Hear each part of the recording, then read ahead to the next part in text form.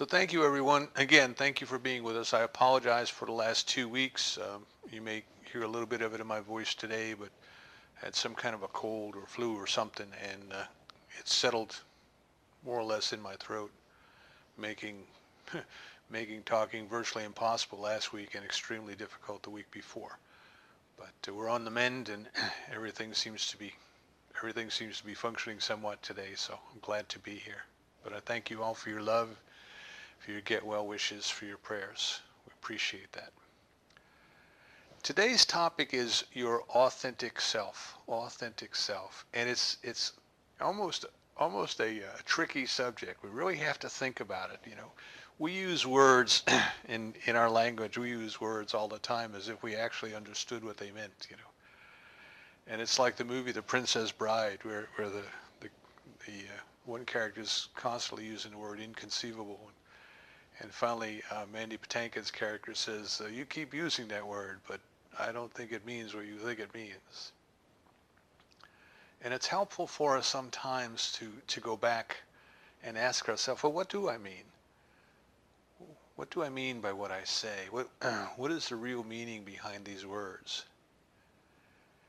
And as I was reading the idea, when this idea for this talk came a couple of weeks ago, I was reading about self-actualization.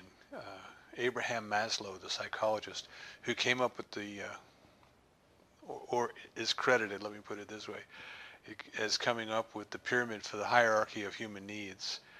And of course, it started with survival. We needed to survive, and then we needed to reproduce. We needed to grow our population or our business or whatever it happened to be.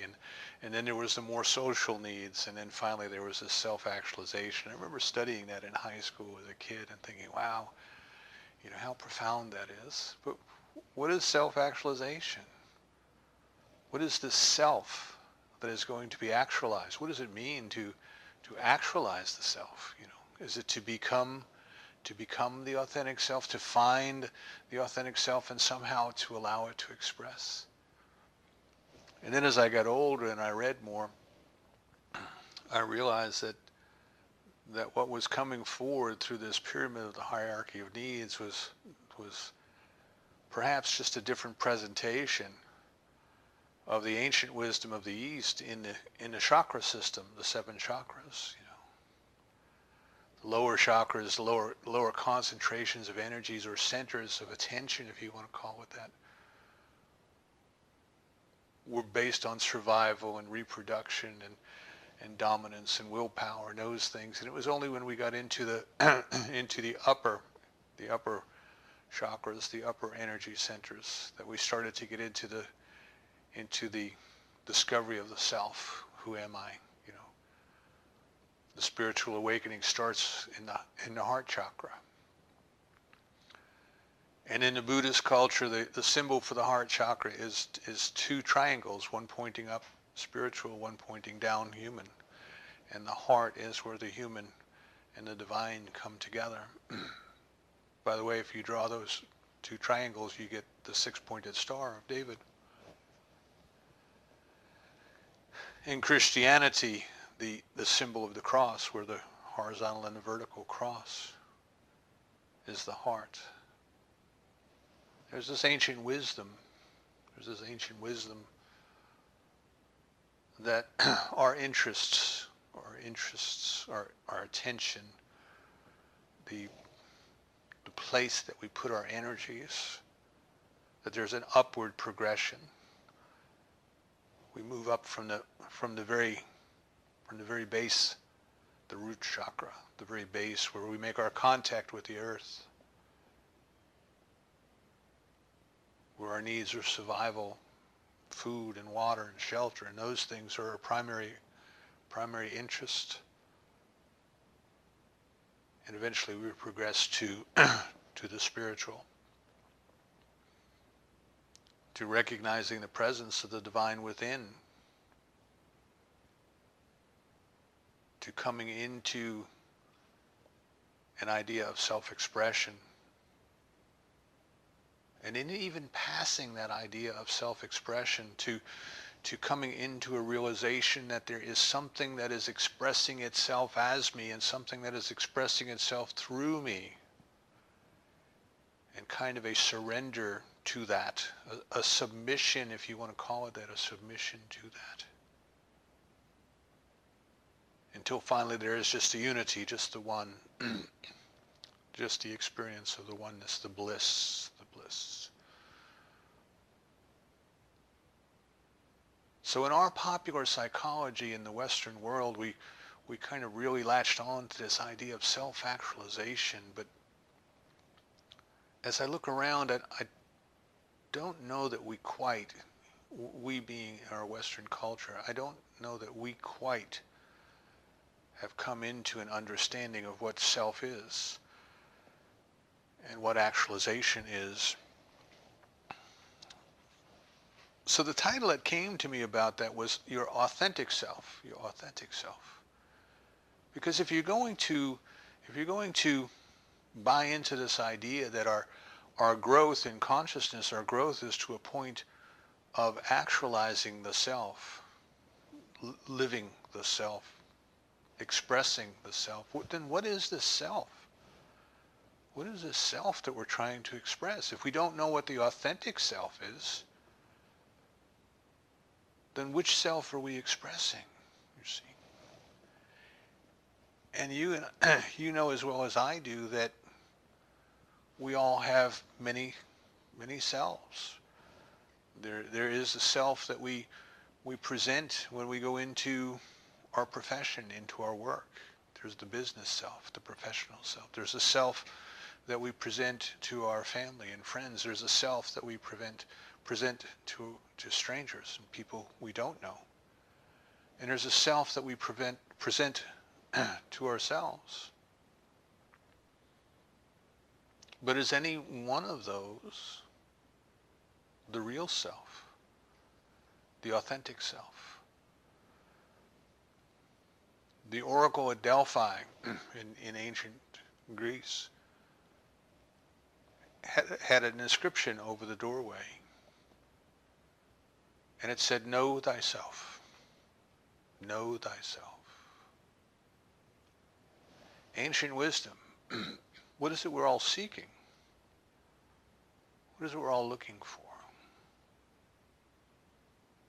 It all starts and it all ends with knowing ourselves. Who are we? Why are we here?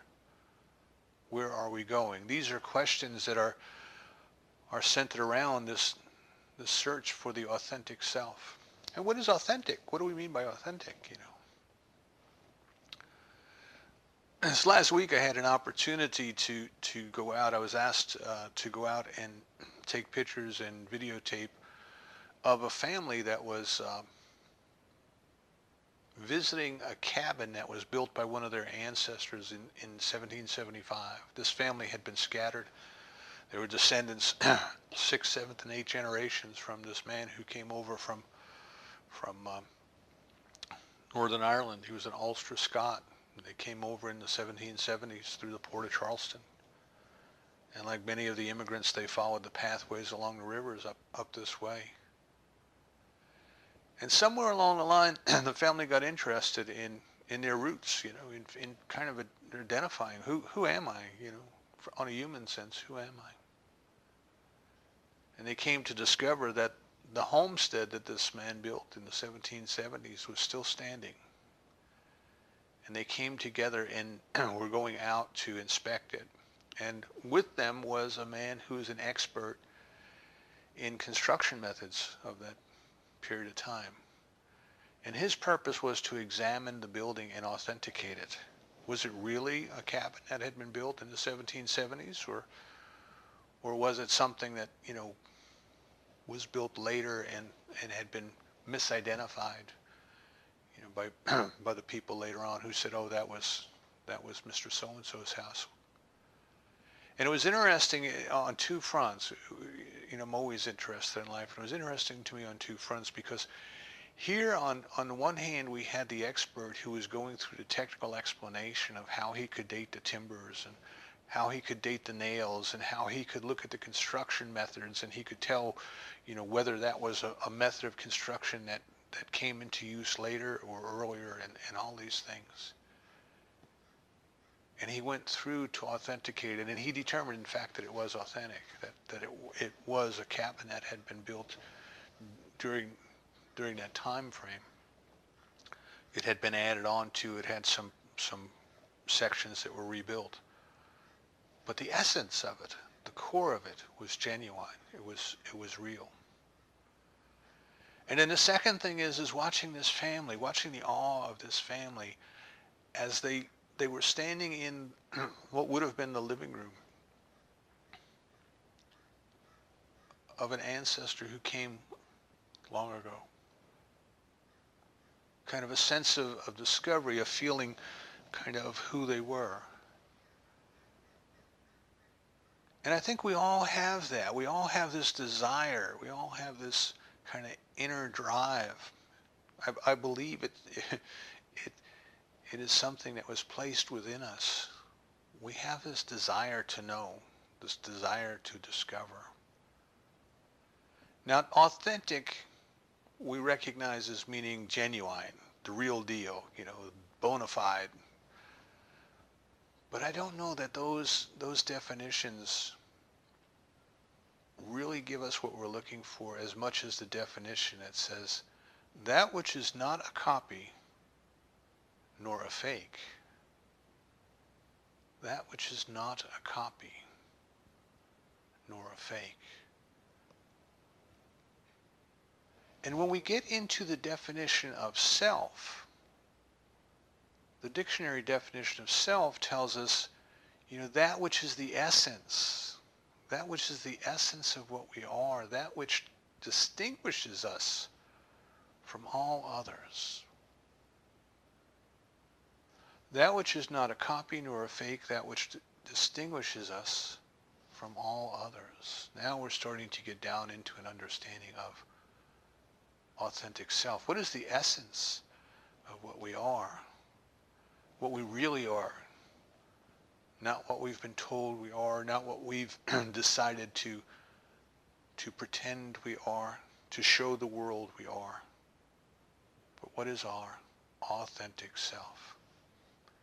And I think in the human definition of self, I think we have come to adopt an understanding of not only that which distinguishes us from all others, but we have accepted an implied definition of that which separates us from all others.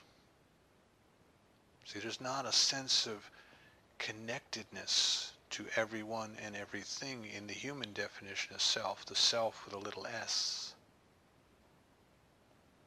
I am me and you are you, and we are different. We are separate. We are apart. And I think you can see this playing out in the history of human events. You can see it playing out in politics today, but you can see it playing out in politics of all times, The preamble to the Constitution here in our country starts off with the word we. We the people. And I remember as a child learning this in school and feeling with great pride, there was this we, there was a sense of we, that it was us, And I didn't realize at the time that my sense of us was not an all-inclusive us, not an all-inclusive we, but it was a limited we. It was the we that I identified with. It was my people, our people. And of course the politicians today play to that, and they'll talk about things like our values. And everybody hearing the word our values thinks that the politician is talking to them and about them and for them. And of course, they're not. They're just using a generic term. So if we go back and look even at the time that those words, we the people, were written, and we say, who wrote those words? Was it all the people? Or was it a select group of people? And if it was a select group, which it was, did they represent all the people? And they did not. They did not. Very clearly at the time they wrote the words, we the people, they didn't include slaves. They didn't include women. They didn't include poor people who didn't hold enough property, own enough property to hold office. Their idea of we was a limited idea of we. As John Jay said, those who own the country should govern it. He meant the wealthy, the people of property. So the first thing that we have to look at is, in our human quest, in our human definition of we, in our human definition of the self, we are never going to be fulfilled. Never. We are never going to be fulfilled. As I was speaking with this gentleman who came up from Georgia to look at this cabin, I said, well, what about before they came over? What about before your ancestor came over on the boat from Northern Ireland? Do you know anything about their history in Northern Ireland? Do you know how many generations the family was in Northern Ireland before they came from Scotland? And he said, no, I don't know anything about that. I've just found this person, and this is kind of ground zero for me. And if we explore our human heritage, if we do our genealogy and we go back, we have to realize that eventually we're going to come to the end of recorded history. We are going to reach a point in our exploration where we can go no further because there just are no records. There just are no records. We're never going to satisfy that quest. We're never going to fulfill that quest. It cannot be done. Yet we know there are ancestors there because we're here, see. Maybe there's 1,000 generations. I don't know. I don't know how far back the human race goes. So perhaps on paper we can find 8 or 10 or even 16. I've heard some people say they could go back 16 generations. What about the other 984?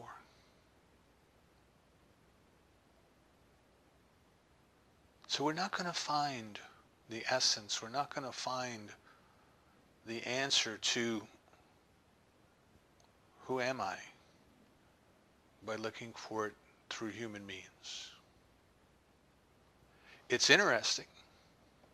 It gives us a sense of identity, but it also gives us a sense of separation. Even if you think about the history of the Ulster Scots, they were moved from Scotland to Ireland because the British government thought that they would remain separate from the Irish people, and they did. An identity of separation. That's human history. I'm not just picking on those two groups. That's human history. We move into an area. We move into a new country. We move someplace else, but our sense of who we are doesn't quite change. It's like we don't belong there. We don't fit there. We're trying to make it into something like it was in the old country, in the old place.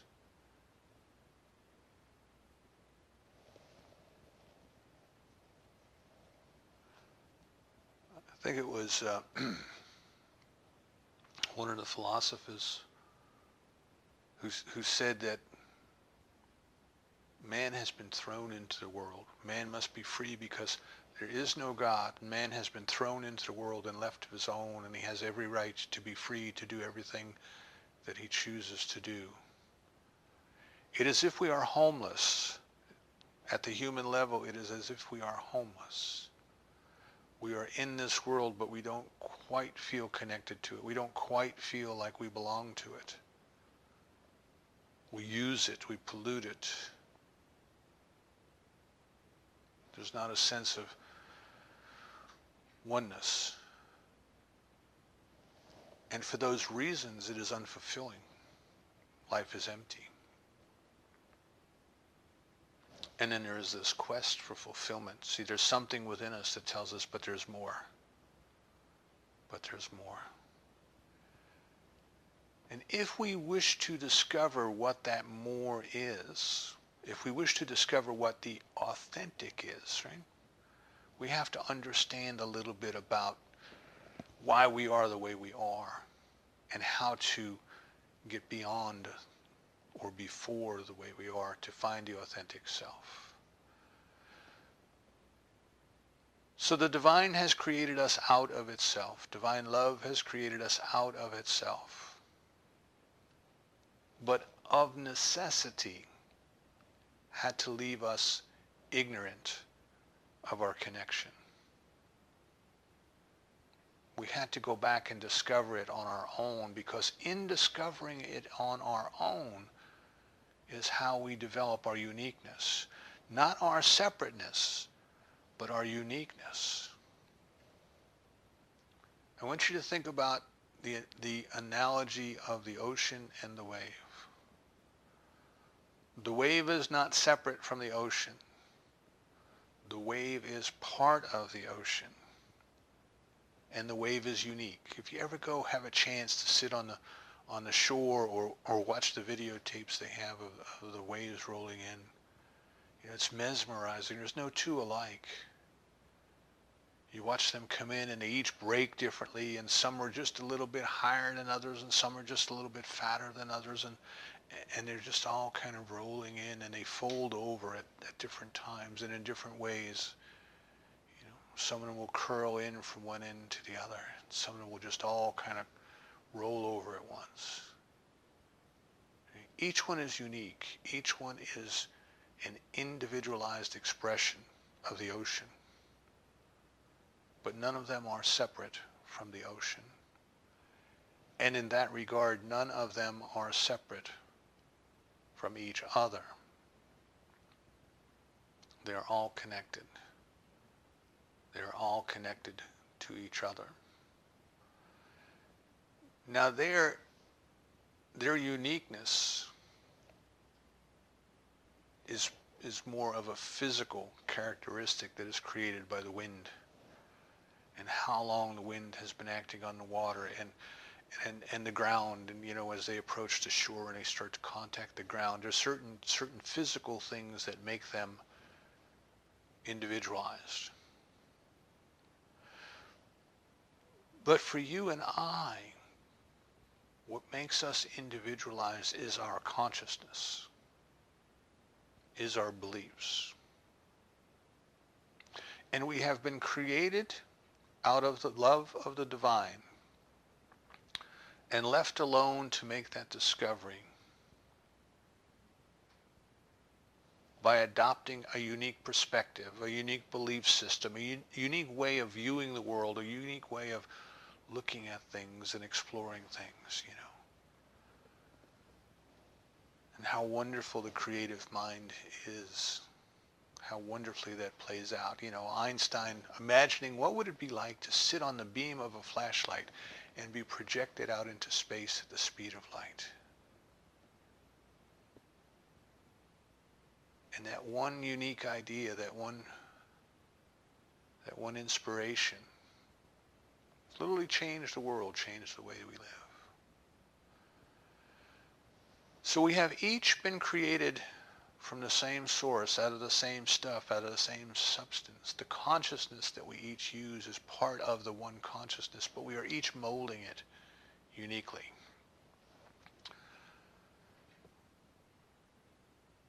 So the Hindus tell us we have had ignorance heaped upon us. We don't know, we don't remember who we really are because we have had ignorance heaped upon us. But yet at the very center, the very essence of who and what we are is the awareness, is the experience of this oneness, is the authentic self. In Old Testament theology, in Judaism, we talk about the fall of man. We talk about Adam and Eve leaving the garden to enter into the world of the experience of good and evil.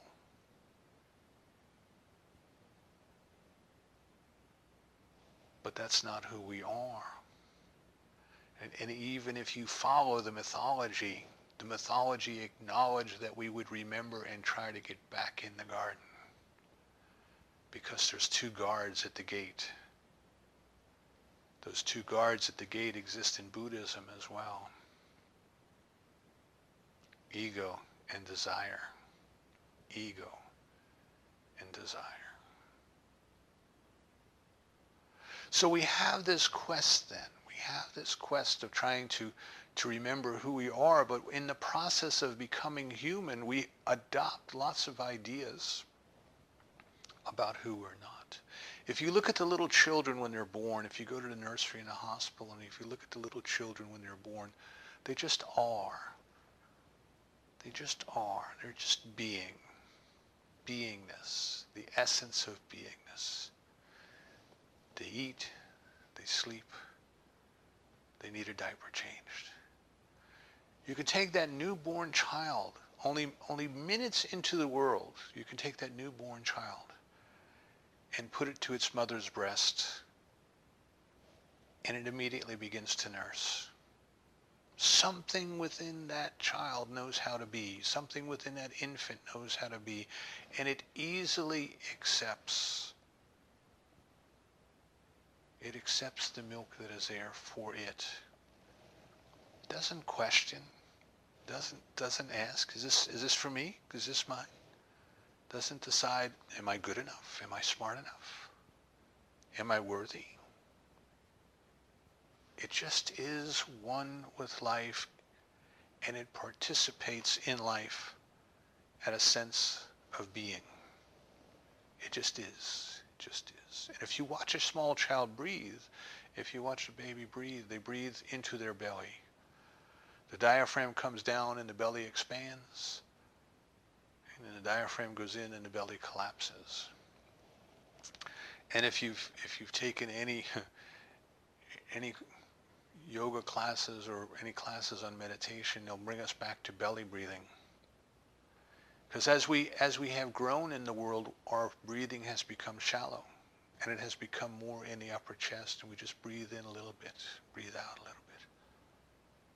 Breathe in a little bit, breathe out a little bit. Our tension, our stress, and all those things that come from our head and from our emotions, change our breathing. But if we can learn how to breathe back again as we did when we were infants, it has a calming effect on us, because we move out of our head, we move out of our emotions. As we grow, as we are conditioned by the people who raise us, we begin to adopt ideas. Intellectual activities, mental activities of who we are and the way we're supposed to be and what we're supposed to do. And our people are all doctors, or our people are all carpenters, or our people are this, or our people are that. And we're like this, but we're not like that. See, the intellect takes things and divides them and separates them. That's what it does. You know, if you give people a shoebox full of mixed marbles and a bunch of empty shoeboxes, I'm convinced that in a short time they're going to start separating marbles. They're going to put all the solid marbles over here and all the multicolor marbles over there. Excuse me.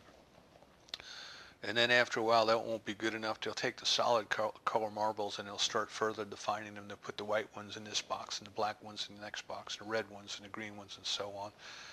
And then in the other direction, they'll take the multicolored marbles and take the ones that are mostly red will go here, and red, mostly green will go next, and so on. Excuse me while I get a drink of water. So as we are young and as we are developing, we start to learn all of these ideas that separate us. We also start to learn the roles that we are expected to play.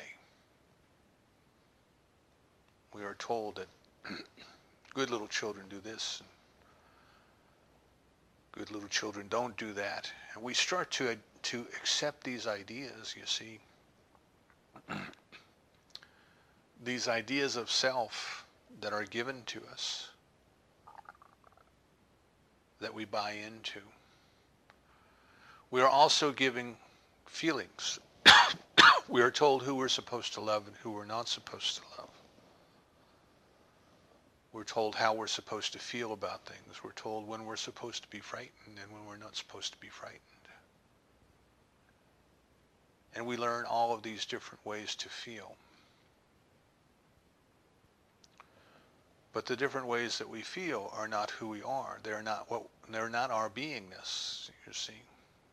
They might be our psychological self, they might be our emotional self, but they are not our authentic self. They are false self. They are copies. They are imitations of the things that the people and the circumstances around us have convinced us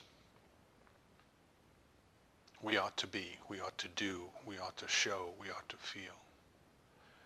So we are stuck very much in our society. We are stuck in the intellect and in our heads, you see. I find it interesting that, you know, there's a service, I guess you can call it that, that people pay for, that when they are declared dead, this service will take their body or part of their body and freeze it very, very cold. And the idea is that sometime 1,000 years from now, medical science will have advanced far enough to restore them to life. And you can either have your whole body done or just the head. Just the head. A little bit cheaper to go with just the head. And the underlying assumption is that the head, the intellect, the brain, that is us, you see. That we are whatever the brain tells us to be. Now, it wasn't always that way. In other cultures, it was the heart. You would hear of people who would be traveling and they would die. And their body would be buried wherever they died, but their heart would be removed and be sent back to their homeland.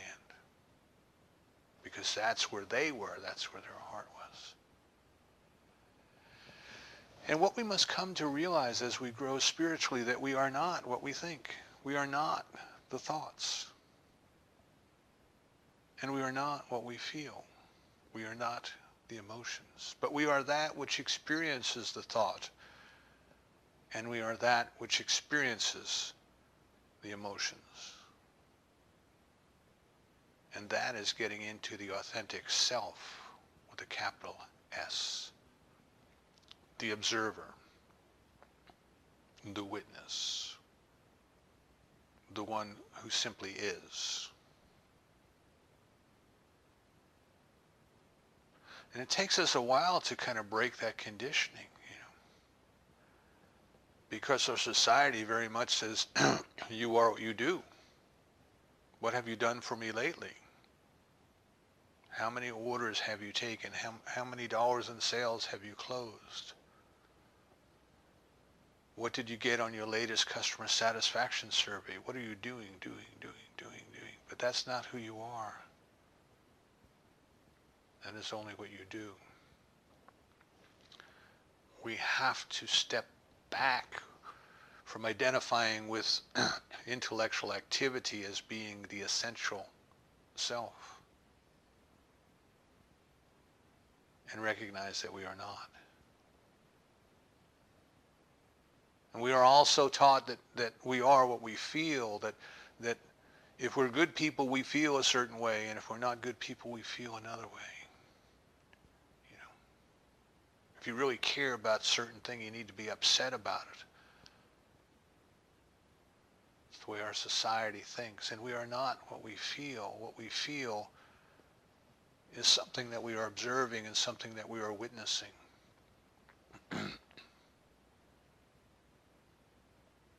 We have to learn to disassociate ourselves from the thoughts, right? Like we do in meditation. Oh, look, there goes a thought. Thoughts come and thoughts go, but I don't have to become entangled with that thought. I am not that thought. I'm not necessarily even the one thinking that thought. The way that I disassociate from it is to just say, oh, look, there goes a thought. There goes a thought. And in doing so, I have taken a step back from that which has been distracting me, this over-identification with the thinking. And I am starting to identify with the witness, with the observer. Also in meditation, we learn to disassociate from the emotion. So instead of saying, I am angry, we can say, oh, look, anger is occurring. Oh, look, joy is occurring. And we become the witness. We become the observer.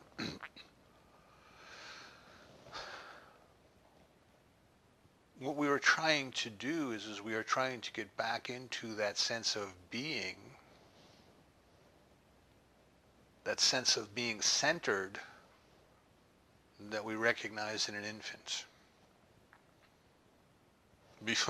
Before society has had an opportunity to put its imprint on the child. That sense of just being. Just being. But just being what? Just being an expression of God. Fully competent, fully capable. Belonging.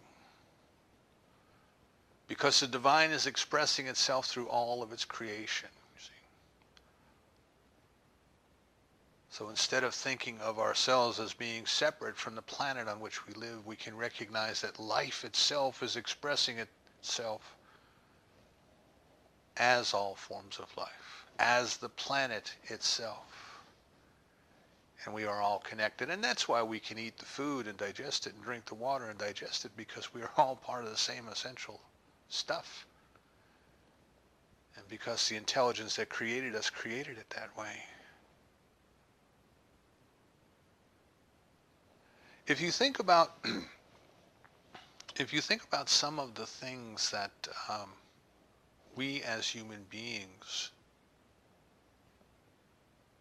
kind of get drawn to,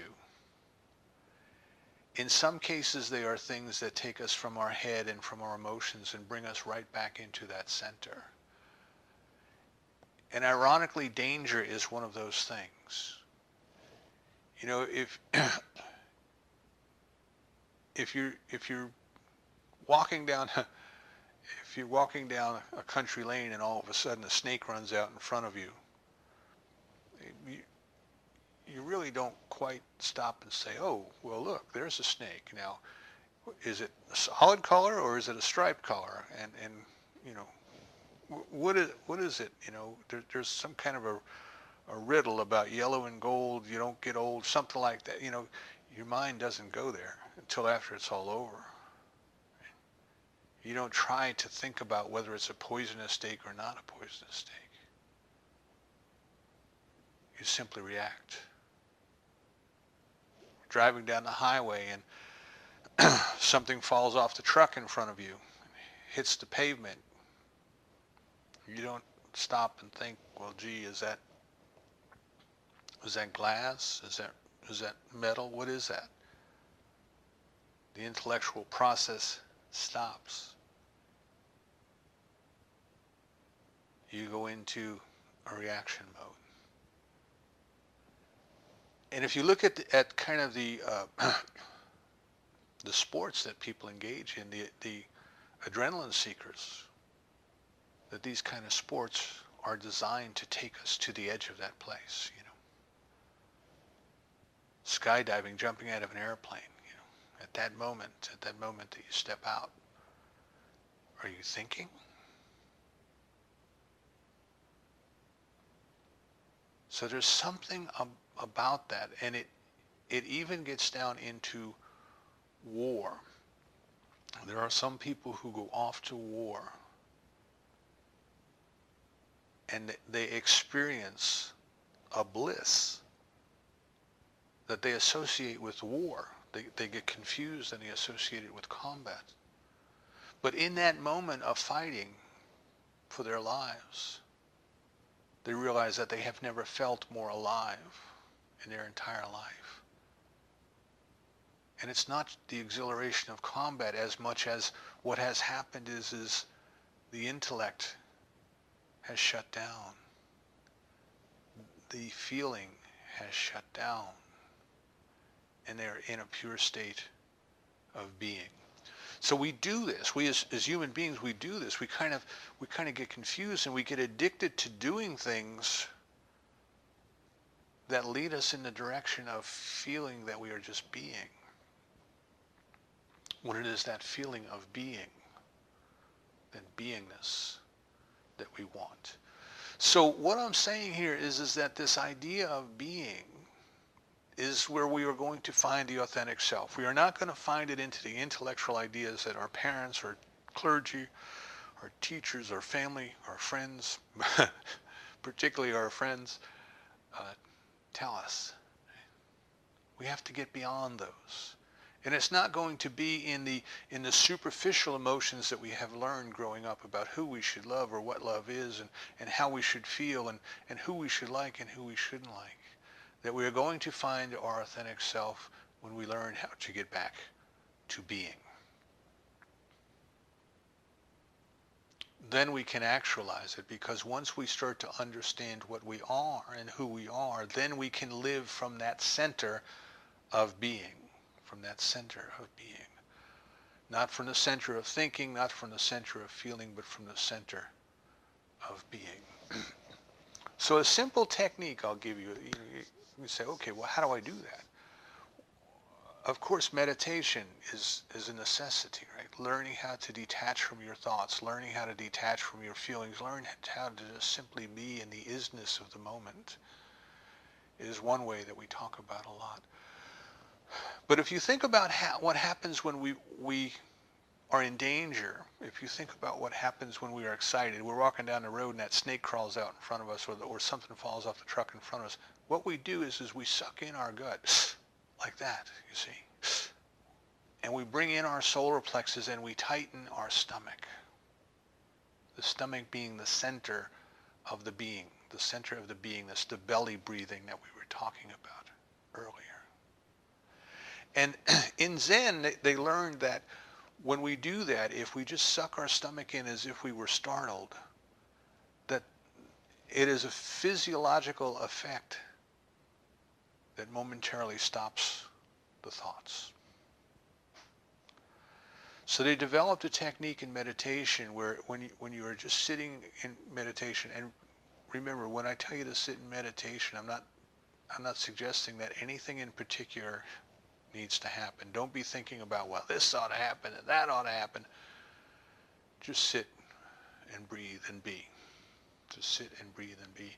And what they learn to do is to breathe into the belly like a baby. Breathe into the belly and expand your belly like a big balloon. And then as you're exhaling, you want to stop yourself several times along the way.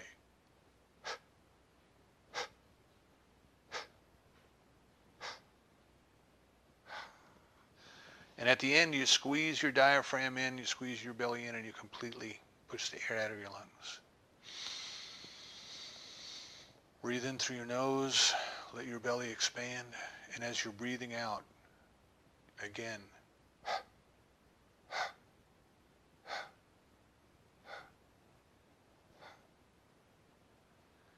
and what that does is it has a tendency to let the thoughts stop, to let the feelings stop. And we are just sitting there in the moment, just being. It's an easy technique to do. You don't need any special equipment. You don't need a special place even. You can sit there even while you're at work. You can sit there and you can squeeze in on your solar plexus. You can bring your belly in short, jerky motions, and try it. Try it. If you ever feel yourself getting too much into your head, your mind is just running wild. If you feel yourself getting too much into your emotions are running wild. Just take a belly breath and stop yourself in the exhale several times.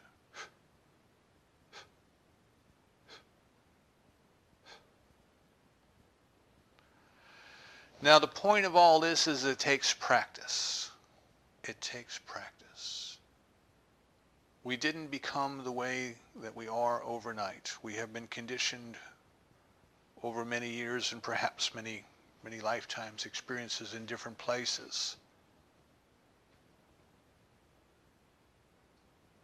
But our quest is the same. Our quest is to find our roots, to find the essence of what we are, what makes us unique but not separated from God and from each other. What we are doing is we are practicing being. So when the clock goes off in the morning, before you jump up and start thinking about all the things I have to do today, and am I going to be late, and what's the traffic going to be like, and all of that, take time to center. Just take a few minutes to center. And for the rest of the day, as you go about doing, as you go about thinking, as you go about feeling,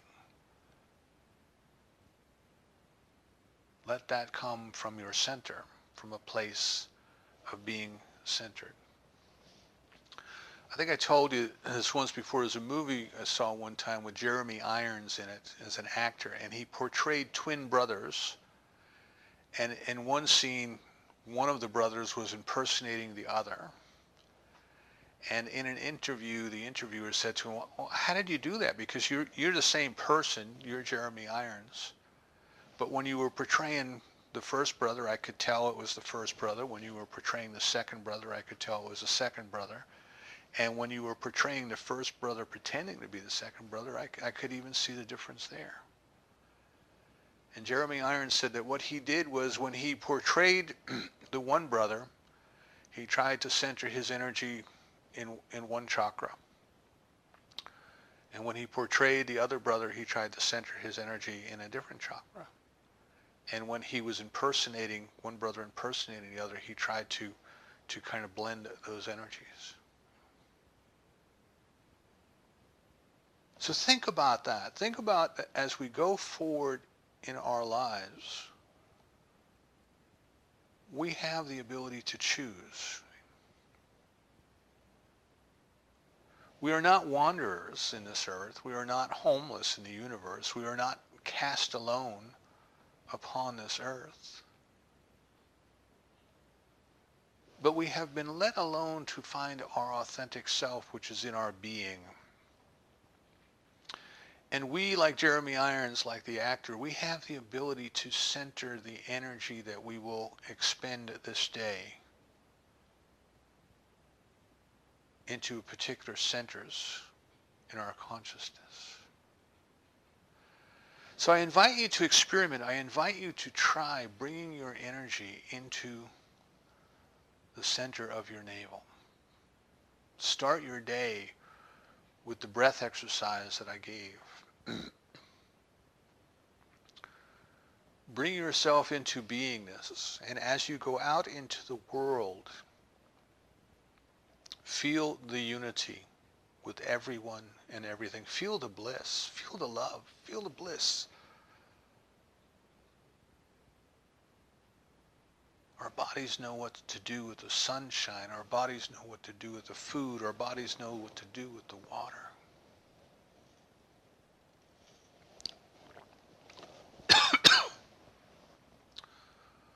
We are not human beings cast adrift trying to figure out what to do. There's an intelligence within us that knows.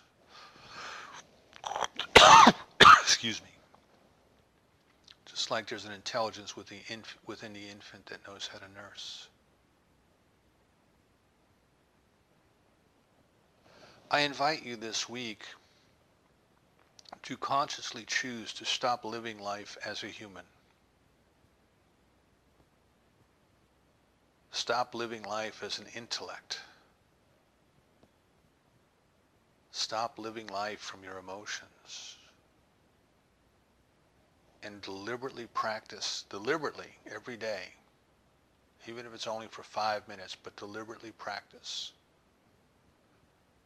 finding your center, living from your center, being your authentic self, and letting that live its life out as you. The love of God as you, the peace of God as you, the power of God as you. See, all of our human endeavors they do not fulfill. No matter how much stuff we get, we want more. No matter how much we accomplish, we could have done more. What fulfills is finding the authentic self and allowing it to fulfill itself as us and through us. We are more than bags of bones walking around on this earth until we die. We are more than victims of the universe and of life. We are a very essential part of God's expression of itself. But we must find that authentic self. We must live that authentic self. We must be what we came to be. Someone put a meme up on Facebook this week, and I thought it was very interesting until I thought about it some more. It was by Pablo Picasso. And it said, the meaning of life is to find your gift, and the purpose of life is to give it. And it's good, but it doesn't go far enough, because even people who find their gifts as painters or musicians or scientists can be unfulfilled because they're only giving their gift in part of their life and not in their total life. Find your authentic self. Find the totality of what you are and give that. That is why we're here. And so it is.